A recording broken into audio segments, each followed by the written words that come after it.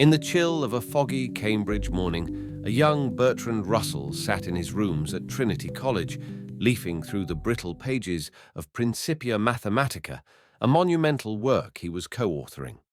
He was not merely attempting to codify mathematics into logic, he was attempting to bring certainty to a world riddled with chaos.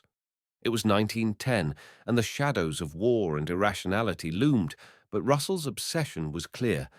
If the foundations of knowledge could be made precise, then perhaps civilization itself could stand on firmer ground. Russell's insight was revolutionary. At the heart of his philosophy lay the belief that clarity and rigor could cut through the fog of human error.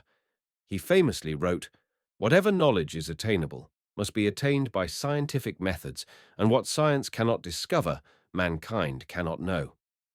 But as the 20th century unfolded, Russell's journey evolved from the sterile purity of logic into the messy realm of human affairs. By the time World War I broke out, Russell had shifted. Logic alone, he realized, could not solve the moral calamities of the world. He became a pacifist, denouncing the war with clarity and courage, even at the cost of imprisonment. His belief in reason remained, but now it was tethered to a fierce moral conscience. In prison, deprived of books and lectures, he wrote on scraps of paper, fusing the analytical mind with the ethical heart. Years later, Russell's public stance against nuclear weapons and totalitarianism embodied his deeper philosophical conviction that philosophy must not retreat into abstraction, but must stand in the face of danger and injustice. In his later life, his writings became less technical and more accessible. Works like The Problems of Philosophy and Why I Am Not a Christian stripped away complexity to expose the urgent questions at the root of belief, truth, and human purpose.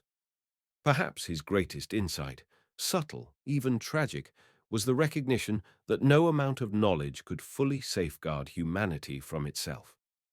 "The whole problem with the world," he wrote, "is that fools and fanatics are always so certain of themselves, but wiser people so full of doubts."